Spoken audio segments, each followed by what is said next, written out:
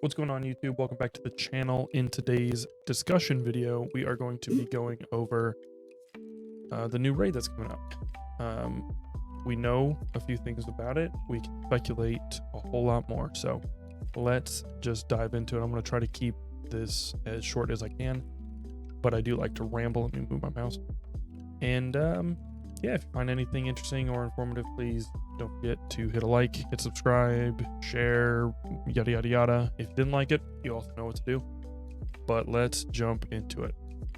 Looking here, we see the kind of in-game promo for it. Hold tight, raids are coming soon. New timed event is coming soon for all. That's very important, and we'll get to that here in just a minute. For all the Heroes of Middle Earth. I really don't know what to think about that, but we'll address that when we talk about CG's current raid system, or what they just switched over to in Star Wars Galaxy of Heroes. So we know that it's coming out in Q3. That gives us plenty of time to farm characters, so if you're worried about that, you've got time. However, if you want the bigger payout, you may want to start focusing a little bit more on completing teams. Which teams, I'll speculate on that at the end of the video, but for now I want to kind of go over CG's history with raids and where they're headed. So if you're unfamiliar with how Capital Games does the raids, how can I best put it? Think of a raid as having 100 health. Each raid has about 4 phases. I think they all have 4 phases. I could be wrong on that. My guild just sims basically everything that we get our hands on. But each raid has 4 phases. And while I'm talking, I will... Oh, let's go in here. Each raid has 4 phases. That's the new one. We'll get out of that. Go into Sith Triumvirate. It's easy. And... right there, you see along the left-hand side. Overview, it'll kind of tell you all that. And then phase 1, 2, 3, and final phase. Once you complete a phase, which each phase has different bosses and or mechanics.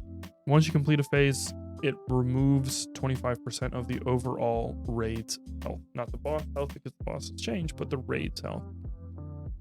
You can fight it with as many teams as you want, as long as they meet the requirements. In this game, it's normally relic related. Or gear level related, I should say. Relic is gear level. I apologize. Also, my nose is pretty plugged today, so bear with me.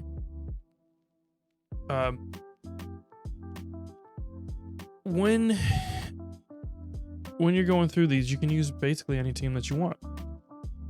If I want to take in a Darth Nihilus Sith Assassin, Sith Marauder, plus 2 others, I can do that. Doesn't matter. Which is going to be very important to that sentence that was in the blurb about all heroes of Middle Earth.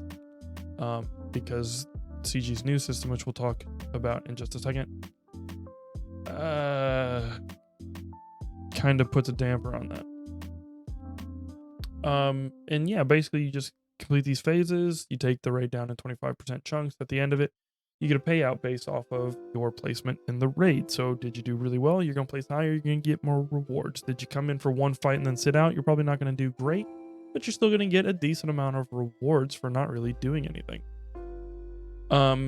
So if we follow that structure, here's how I want the new raid to be.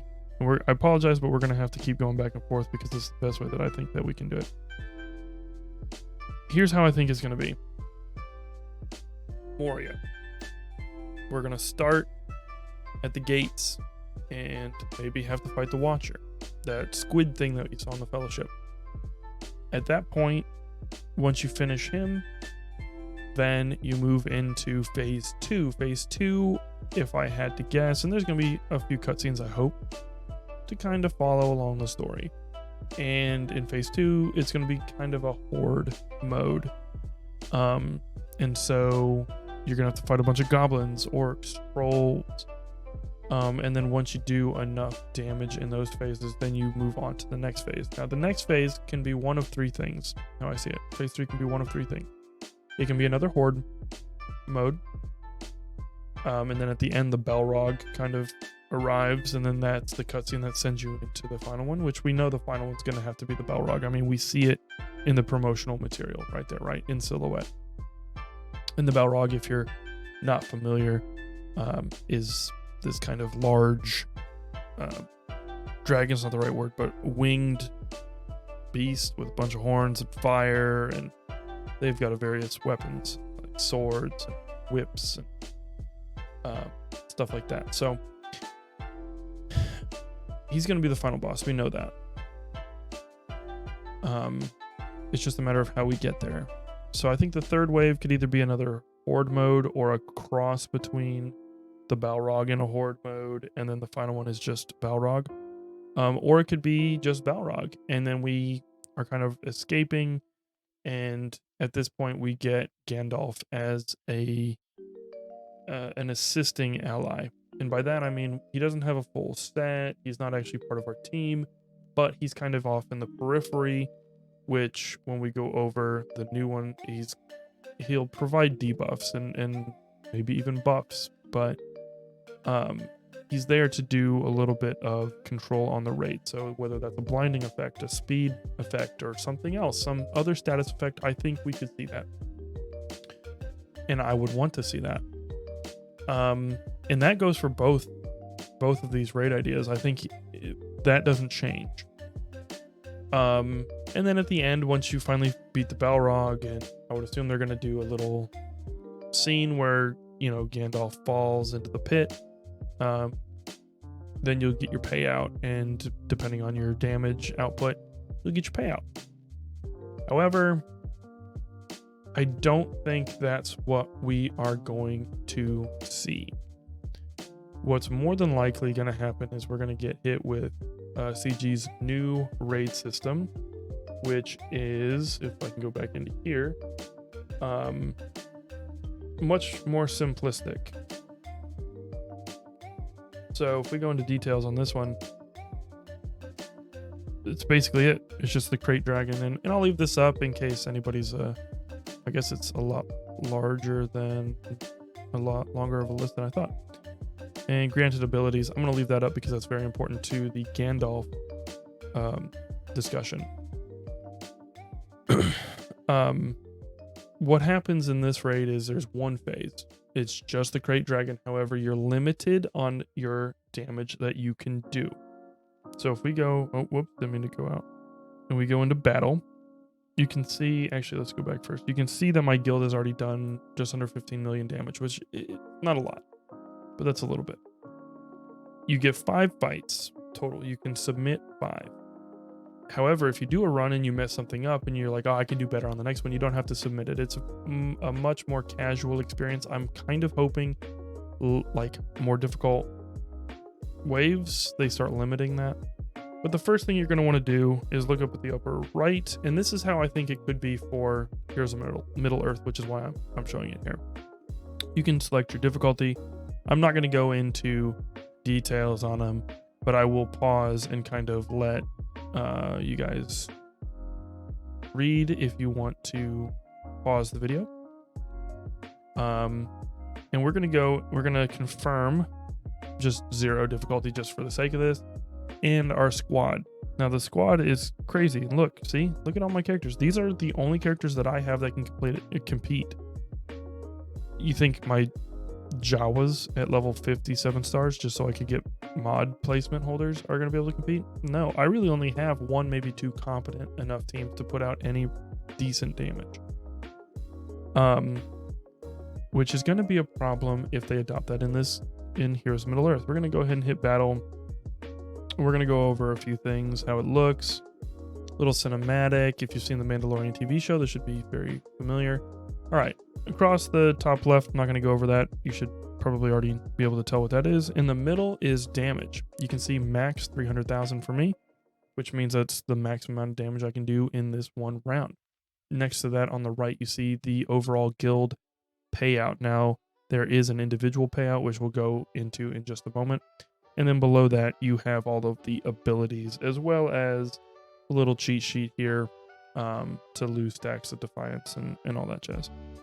There are enrage phases, which I believe is that this one, Apex Predator. Yeah, I believe that's his enrage. Going down below that, obviously you've got the boss, and then you've got these, which are bombs. Those are very important. So we could see something similar to that in the Moria raid, where they do either extra damage or cause status effect, something like that.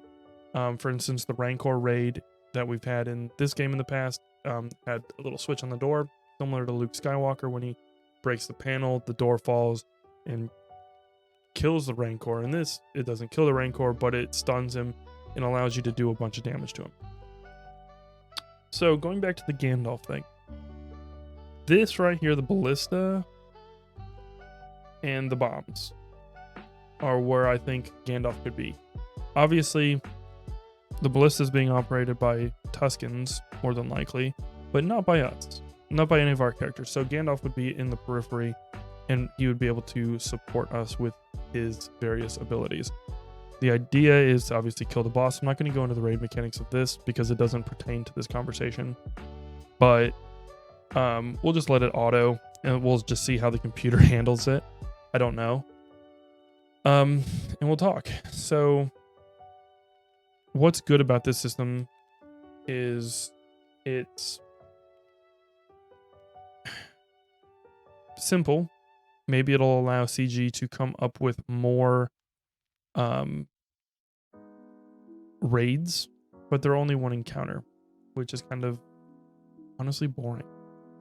All right, I already know we're going to do really bad here because we're not going to be able to remove his protection. Anyway. But you're supposed to use one of those extra special abilities there, by the way, which would have been one of Gandalf's potential abilities, maybe. Having all of these things like the bombs and the ballistas, they had those in the TV shows. That's very important when you talk about Lord of the Rings, because CG likes to use stuff that has already been featured, and so we could see maybe something, I don't know what it would be, but they like the point is they like to stick as close to the material as they can. There is a massive problem with this system if it is brought over the way it is here. I'm going to go ahead and close out. We're given the option to keep or discard. We're going to discard and exit. Yep. And then we're going to go into battle again. The big issue, you're limited on your teams. You can only use certain teams. So if you don't build these teams up, you're not going to be able to compete in any way, shape, or form. It's not like you won't have a good team. You just won't be able to compete. So the reason I put Sam in there is he's a pseudo legendary right now. He's easily farmable, at least through the first tier. But he does require that you get Road to Rivendell to 4 stars, and I believe that could be, because Road to Rivendell, remember, it's the 4 hobbits and Strider, that could be one of the required teams that we need for this raid. So if you haven't started, make sure that you at least do the first wave so you unlock Sam, and maybe even, unfortunately, try to level the hobbits up to 4 stars and gear and all that, and be able to complete the second phase of that, because they may be required. I'm not saying they are, but there's a good chance that they might. CG likes to take teams that nobody's working with and try to incorporate them into the end game content. And right now, this raid is going to be the end game piece of content. So that's why I put Sam up there. I think he could be needed. I think the Road to Rivendell team could be needed.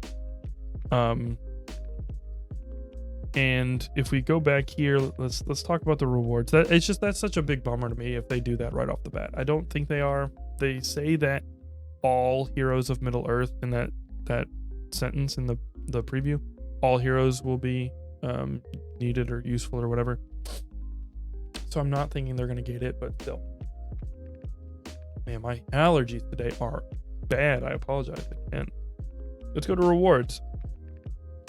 Now, there's 2 sets of rewards. You've got guild and you've got personal. Essentially, they pay out the same thing. So personal, the more damage you do, the more reward you get.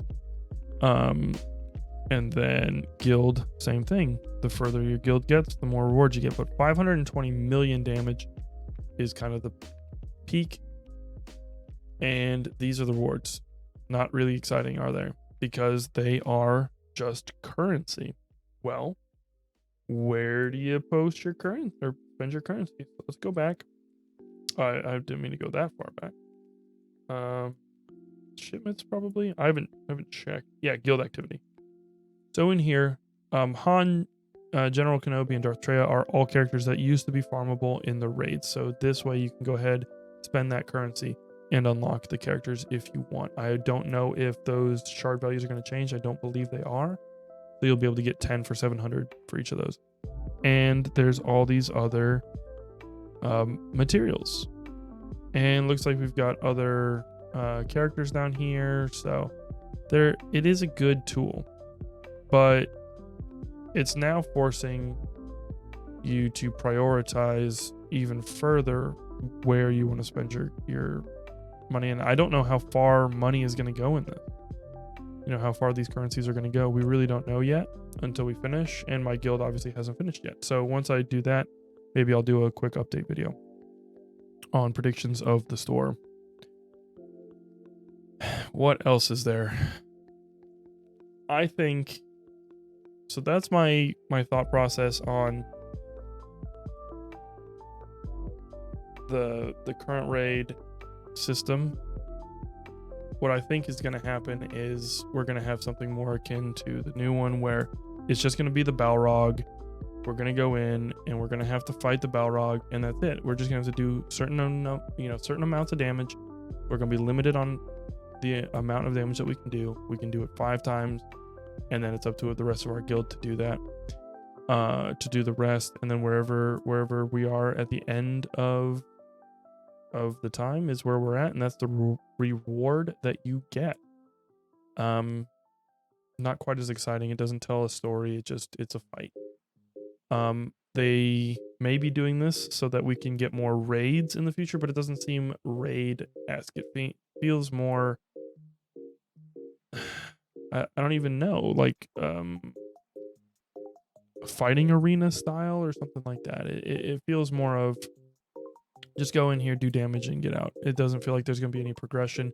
If, at least with the Star Wars Galaxy Heroes one, if they plan on doing that with this, they're missing out on storytelling opportunities. And if that'll negatively impact the game, I don't know. But if that's how we go, it could be kind of boring for me anyway. Trying to think, is there anything else I want to discuss? I don't know, probably. I'm probably missing something, but if I am and you know something, please feel free to put it down in the comments to help out the other viewers. And if you have any other questions or you want me to go into more detail about something, also put that down there. Remember, if you found this at all informative, if you enjoyed it, drop a like, hit the sub, ring the bell. If you didn't like it, you know what to do. But until the next video, I'll see you. Bye.